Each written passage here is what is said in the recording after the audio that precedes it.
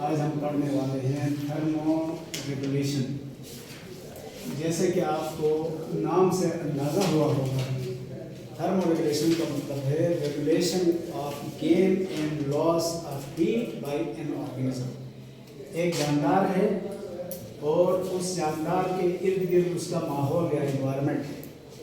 इस इन्वायरमेंट से हीट आकर जानदार के जिस्म में दाखिल भी हो रही होती है और उसके जिस्म से खारिज भी हो रही है। अब जानदार की ये ड्यूटी बनती है कि इस आने वाली और जाने वाली हीट को अपनी रिक्वायरमेंट के मुताबिक रेगुलेट करें। इस रेगुलेशन को, इस इक्विलिब्रियम मेंटेन करने को थर्मो रेगुलेशन कहते हैं। यहाँ ये भी सुनिए कि हीट के आने और जाने के तीन बड़े तरीके हैं।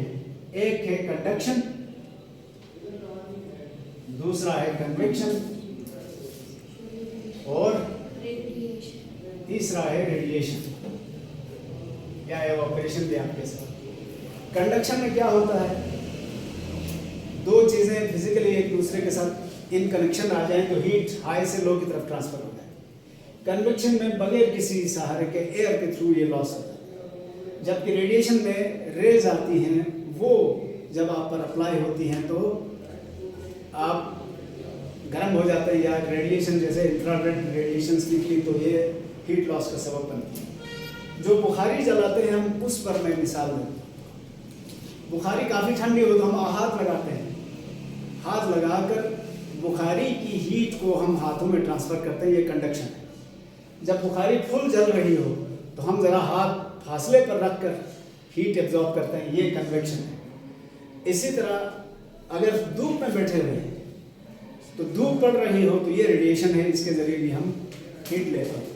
अब हीट को रेगुलेट करना क्यों ज़रूरी है, ये सवाल। हीट को रेगुलेट करना इसलिए ज़रूरी है कि जो जानदार है इसके जिस्म में बहुत सारे प्रोटीन्स हैं। आप जानते हैं ना, हमारे जिस्म में प्रोटीन कितने परसेंट है, 40 to 60%। और इन प्रोटीन्स की एक बड़ी मिसाल एंजाइम्स की है। एंजाइम्स के हवाले से आप पढ़ चुके थे कि all enzymes are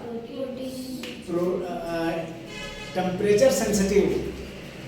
all enzymes are temperature sensitive कहते हैं। वो इसलिए कि जब टेम्परेचर हाई हो जाता है तो एंजाइम डिनेचर हो जाता है। देखें, एक मिसाल जहन में रखें हमेशा, जब भी प्रोटीन का जिक्र आए ना, अंडे को जहन में रखें। अंडा प्रोटीन है और जब इसको उबालते हैं तो कैसा हो जाता है, अंडा सॉलिड हो जाता है। अब उसको जितना भी ठंडा करो वापस लिक्विड नहीं बन सकता। लेकिन अगर अंडा ठंडा रहे तो दोबारा अपने असली हालत में आ सकता है। यानी कहना ये चाह रहा हूँ कि प्रोटीन, चाहे वो एंजाइम हो या कोई और प्रोटीन हो, जब इनका टेम्परेचर कम होगा तो वो इनएक्टिव होंगे, बाद में ठीक हो सकते हैं। लेकिन जब टेम्परेचर हाई हो जाए तो वो डिनेचर हो जाते हैं, वो अब ठीक नहीं हो सकते। और हमारे जिस्म तो टोटली एंजाइम पर डिपेंडेंट है, इसलिए कि हम सेल से बने हैं। हर सेल के अंदर हज़ारों रिएक्शन चल रहे होते हैं और हर रिएक्शन को एंजाइम्स कंट्रोल करते हैं या कैटलाइज करते हैं। तो अगर टेम्परेचर मुनासिब ना हुआ तो हमारा एंजाइम काम नहीं कर सकता। इसलिए एंजाइम की खातिर और प्रोटीन्स की खातिर हीट को या टेम्परेचर को मेंटेन करना ज़रूरी है, वरना हमारी मौत हो सकती है। अब बस आज के लिए दूसरा टॉपिक एक छोटा सा है, वो पढ़ लेते हैं, फिर आज का लेक्चर ख़त्म करते हैं। वो ये है कि लिविंग थिंग्स को, ख़ास तौर पर एनिमल किंगडम को टेम्परेचर मैनेजमेंट के हिसाब से क्लासिफाई किया गया है। 2 दफ़ा क्लासिफाई किया गया। शुरू की जो क्लासिफिकेशन थी, अर्ली क्लासिफिकेशन, उसके हिसाब से एनिमल किंगडम के 2 ग्रुप थे। एक ग्रुप को वार्म ब्लडेड कहते थे और इनको होम्योथर्म्स भी कहा जाता था, होम्योथर्म्स। और दूसरे ग्रुप को कोल्ड ब्लडेड या पोइकिलोथर्म्स कहा जाता था। दोनों में फर्क क्या था?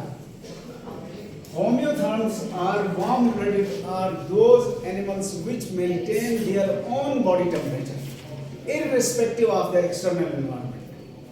ये warm-blooded वो हैं जिनके जिस्म का टेम्परेचर बाहर के टेम्परेचर से हट के अपनी मर्जी से मेंटेन किया जाता है। जबकि कोल्ड ब्लडेड वो हैं जिनका जिस्म का टेम्परेचर बाहर के माहौल के ऊपर डिपेंड करता है और उसमें वेरिएशन के हिसाब से जिस्म का टेम्परेचर भी वेरी करता है। बाहर सर्दी आई तो जिस्म भी ठंडा हो गया, बाहर गर्मी आ गई तो जिस्म भी गर्म हो। या आसान अल्फाज में ये कह सकते हैं कि कोल्ड ब्लडेड वो हैं जिनको गर्मी सर्दी का पता नहीं चलता। इस हिसाब से तो ये ठीक है ना, लेकिन इसमें एक नुकसान है। नुकसान ये है कि जब टेम्परेचर अपनी मर्जी से कम हो जाए या ज़्यादा हो जाए तो मेटाबॉलिक रेट में फ़र्क आ जाता है।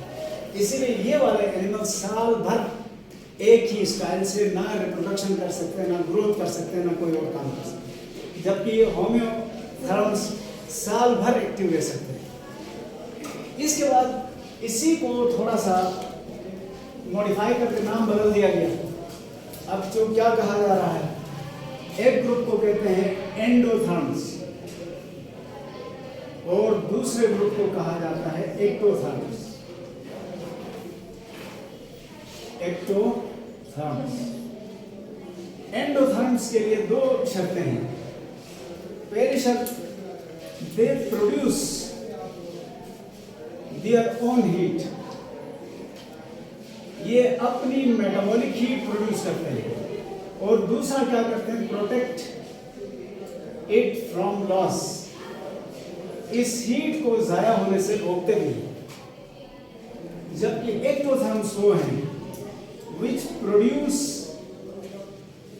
little or no heat, या तो ये हीट प्रोड्यूस ही नहीं करते, ये बहुत मामूली हीट प्रोड्यूस करते हैं और कैन नॉट प्रोटेक्ट इट, इस हीट को ये प्रोटेक्ट भी नहीं कर सकते। प्रोटेक्ट क्यों नहीं कर सकते? क्योंकि ये बाहर की हीट लाने के जिम्मेदार है या मोहताज है। तो बाहर से लाने के लिए रोकेंगे तो अंदर की हीट रुक जाएगी, अंदर से तो प्रोड्यूस ही नहीं हो रही, तो बाहर से तो हीट लाना ही लाना है, इसलिए ये कोई बैरियर नहीं खड़ा कर सकता। इसमें कौन है, जितने भी इनवर्टेब्रेट्स हैं और फिश, एम्फीबियन और रेप्टाइल, ये सब एक्टोथर्म्स हैं। ऑल इनवर्टेब्रेट्स और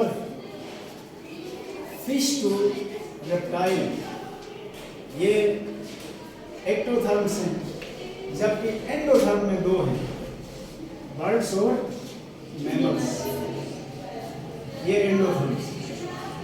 तो आज के लिए इतना ही काफ़ी है।